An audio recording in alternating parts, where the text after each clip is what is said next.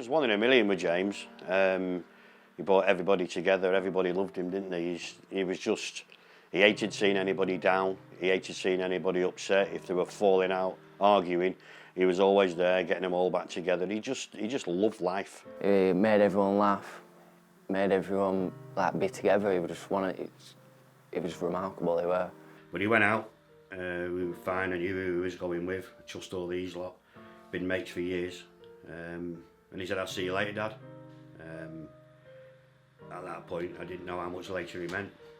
I first off got in the water, pushed myself off, started swimming. It's a bit cold, it took my breath away. And then James, being James, dived in, swam straight past me. And I got a phone call and it was James's mum. And I couldn't understand what she was saying on the phone because she was just crying, she was just panicking. James was still swimming. They were all telling James, "Come on, James, you can do it." And then at that point, that's when James started asking for help, and then just nothing. And that's when everyone just dropped to their knees. And I remember the fireman turning around to me and saying, he's gone under. And I went, "Oh, how long ago?" And he said, "It was about an hour ago." And then I knew then.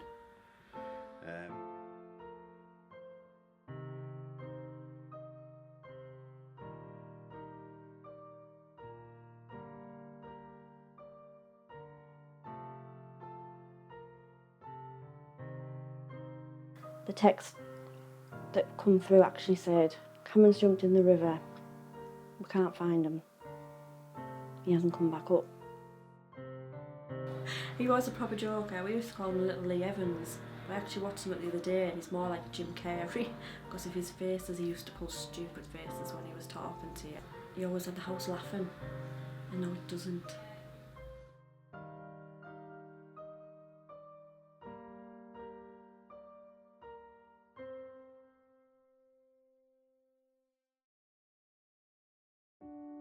David was an absolute lovable rogue.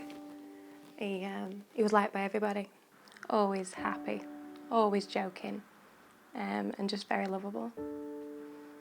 He would have been there for me, and I know I would have always been there for him. So it's just the fact that he's not there anymore. I miss him. It doesn't matter how long ago it was, or how young we were, or how old I get, it seems to grow with me, the loss.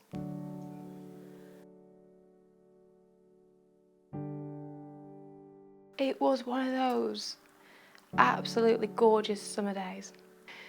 We all just went down to a place called Cuerdon Valley Park. But as David started swimming, you could see that instead of the direction of where the island was in the middle, the current was taking him further out into just an expanse of water to the side, and he shouted help, and we thought he was messing around. That was David, he was a joker. And we laughed. You know, so messing around.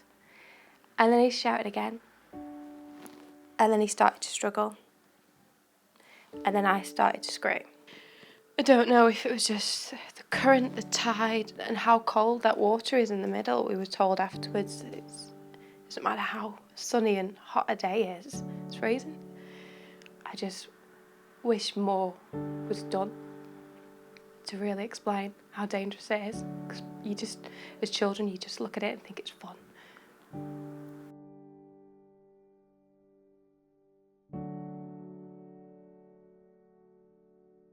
My name's Rebecca Ramsey.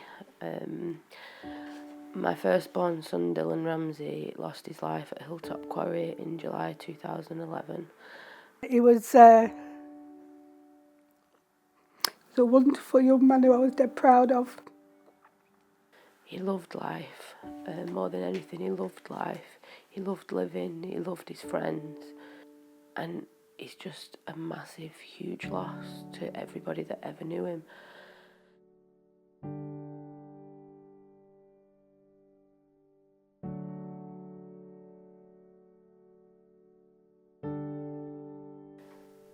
It was a Sunday morning like any other Sunday morning.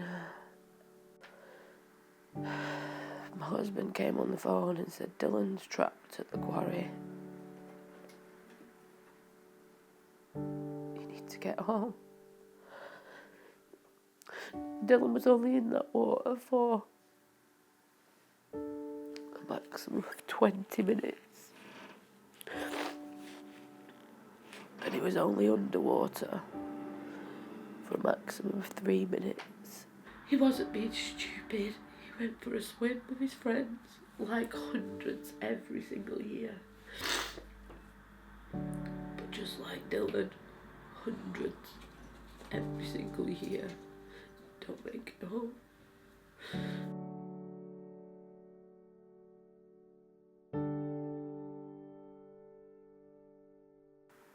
You know, going to university, college, having babies, getting married, all these things Dylan's not gonna do.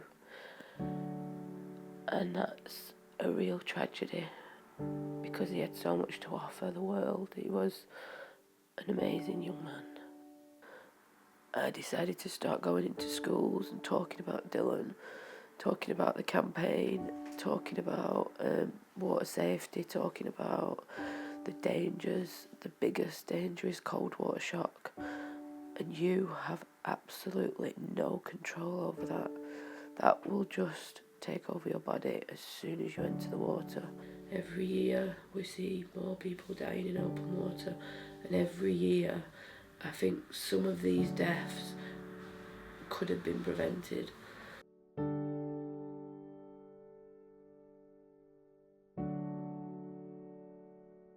Critically, what we need to do is to be able to engage with parents and young people to ensure that we're doing something about raising awareness. Over 400 people die of accidental deaths, drowning deaths, in the UK every year. A lot of those are young males of secondary and school leaving age, and we need to ensure that people who think they can swim understand the risks of open water.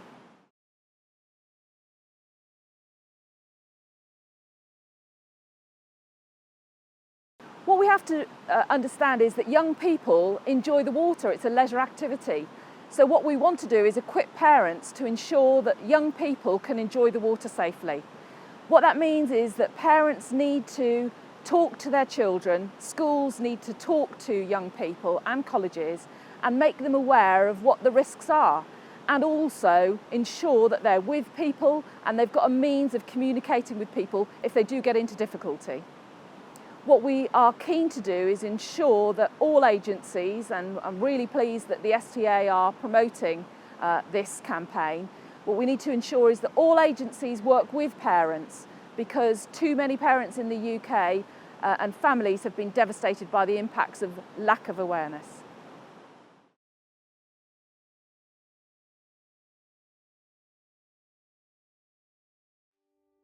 I've always pledged to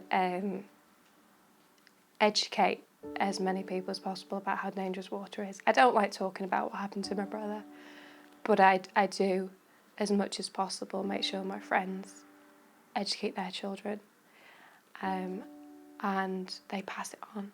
I'm making a pledge today to educate, or to try and educate more people.